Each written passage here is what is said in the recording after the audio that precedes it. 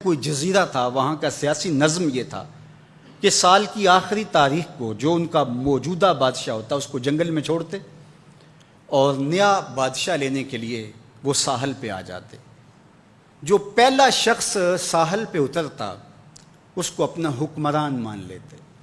جو بھی حکمران بن جاتا وہ خوش ہو جاتا، حالانکہ اس کو بتا دیتے کہ ایک سال کے لیے تجھے منتخب کیا ہے، سال کی آخری تاریخ کو تخت سے اٹھائیں گے، باندھیں گے، جکڑیں گے، اور اسی جزیرے کے دوسرے کنارے ایک جنگل ہے جہاں خاردار جھاڑیاں اور موذی جانور ہیں، وہاں تجھے پھینک دیں گے۔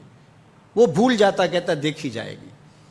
اور سال کی آخری تاریخ جب وہ رسیاں اور زنجیریں لے کے آتے تو وہ پریشان ہو جاتا کہ آنکھ جھپکنے میں سال گزر گیا، پتہ ہی نہیں چلا۔ پھر روتا ہوا چیختا ہوا اس جنگل میں جاتا اور لوگ اس کو چھوڑ کے آ جاتے اور درندوں کا رزق بن جاتا۔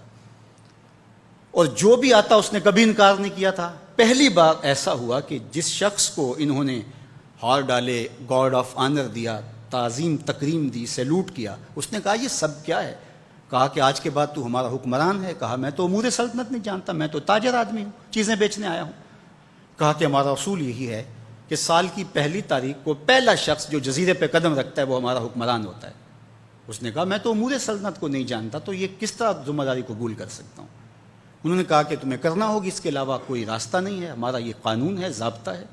اور یہ بھی بتا دیں کہ سال کی آخری تاریخ کو تجھے اسی جنگل کے دوسرے کنارے چھوڑ آئیں گے جہاں موذی جانوروں کا رین بسیرا ہے۔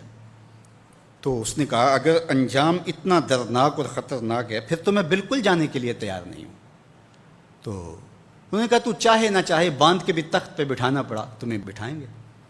اس نے کہا اچھا مجھے یہ بتاؤ کہ سال بعد میری بات مانو گے یا نہیں؟ انہوں نے کہا کہ ہاں، قانون میں تو ترمیم نہیں کر پائے گا، لیکن یہ ہوگا کہ تیرے انتظامی حکم ہم ماننے پہ مجبور ہوں گے۔ اس نے کہا ٹھیک ہے، میں تمہارا حکمران بننے کے لیے تیار ہوں۔ رومی بولتے ہیں کہ جب بھی کوئی شخص تخت نشین ہوتا تو وہ بھول جاتا کہ میرے 7 سال کی آخری تاریخ میں کیا ہونے والا ہے۔ وہ عیش و عشرت کرتا اور یوں وقت گزارتا، سال کی آخری تاریخ آنکھ جھپکنے میں آ جاتی۔ لیکن یہ پہلا شخص تھا، تخت نشین ہوتے اس نے پہلا حکم نامہ جاری یہ کیا کہ کمانڈوز بلائے جائیں۔ بلائے گئے، کہا اس جنگل میں چلے جاؤ جہاں تم بادشاہوں کو پھینک کے آتے ہو اور وہاں کے موذی جانور کاٹ ڈالو۔ پھر بلدیہ کے ملازمین بلائے، کہا جاؤ جا کے وہاں کی جھاڑیاں کاٹو۔ پھر معمار بلائے، کہا جا کے وہاں محل تیار کرو۔ کچھ لوگوں کو بلایا، کہا جا کے وہاں پھول لگاؤ، پھلدار درخت لگاؤ، سایہ دار شجر لگاؤ۔ پوری حکومتی مشینری اس جنگل کو کٹوانے، وہاں کے موذی جانور قتل کروانے اور وہاں خوبصورت محل بنوانے، کنویں کھدوانے اور پھلدار درخت لگوانے میں صرف کر دی۔ اب سال کی آخری تاریخ کو جب وہ زنجیریں لے کر آئے تو اس نے کہا کہ مجھے کیوں جکڑتے ہو، میں خود جانے کے لیے تیار ہوں، اس لیے کہ یہ اس تخت پہ آرام سے نہ بیٹھا، یہاں بیٹھ کے تیاری وہاں کی کرتا رہا جہاں اس نے جانا تھا۔ کافر اور فاسق دنیا کے تخت پہ عیش کرتا ہے، بھول جاتا ہے کہ میں نے کہاں جانا ہے، اور صالح مومن اس تخت پہ آرام سے نہیں بیٹھتا، جہاں جانا ہے اس کے لیے تیاری کرتا رہتا ہے۔ اور جب جنازہ اٹھتا ہے تو وہ کہتا ہے اجلوا بی ولا تؤخروا بی، دیر نہ کرو، مجھے جلدی لے جاؤ، میرا تو وہاں انتظار ہو رہا ہے۔ اور پھر جب وہ وہاں پہنچتا ہے تو القبر روضۃ من ریاض الجنہ، وہ جنت کے باغوں میں سے باغ بن چکی ہوتی ہے۔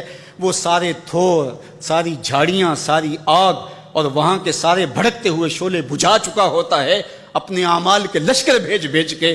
ہم نے دیکھنا ہے کہ ہم یہاں آخرت کے لیے کچھ بھیج رہے ہیں کہ یہیں سب کچھ لٹا رہے ہیں۔ دنیا کے مختلف ممالک میں جانا ہوتا ہے۔ تو ایک دفعہ میں اٹلی گیا تو وہاں ایک شہر میں مجھے کچھ دوست لے گئے، تو وہ چھوٹا سا گھر تھا، تو 20 سے 30 لوگ وہاں رہ رہے تھے۔ تو میں بڑا حیرت زدہ ہوا، تو میں نے کہا کہ آپ یہاں تنگ سی جگہ پہ 20-25 لوگ رہ رہے ہیں تو اتنی مشکل میں کیوں رہ رہے ہیں؟ تو کوئی بڑا سا گھر خرید لیں، آسودہ رہیں۔ تو انہوں نے کہا کہ جناب آپ ہمارے علاقے میں جا کے دیکھیں، 5-5 کنال کے گھر ہم نے وہاں شروع کیے ہیں۔ ہم یہاں کمائی کرنے آئے ہیں، عیش کرنا تھوڑے آئے ہیں۔ ہم تو چند سالوں کے لیے یہاں آئے ہیں، اس لیے ہم یہاں سے کماتے ہیں، بھیجتے وہاں ہے جہاں ہم نے ہمیشہ جا کے رہنا ہے۔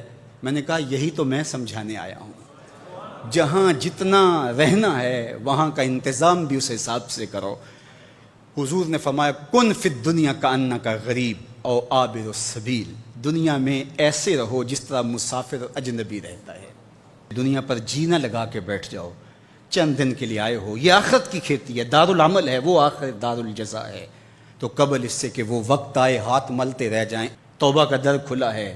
سورج ابھی مغرب سے طلوع نہیں ہوا، اللہ کی رحمتیں برس رہی ہیں. اٹھے ہوئے ہاتھ وہ موڑتا نہیں، خالی نہیں پھیرتا. تو اس کی دہلیز، اس کا در، اس کی چوکھٹ نہ چھوڑنا، اور آج غور کرنا کہ ہم کھڑے کہاں ہیں.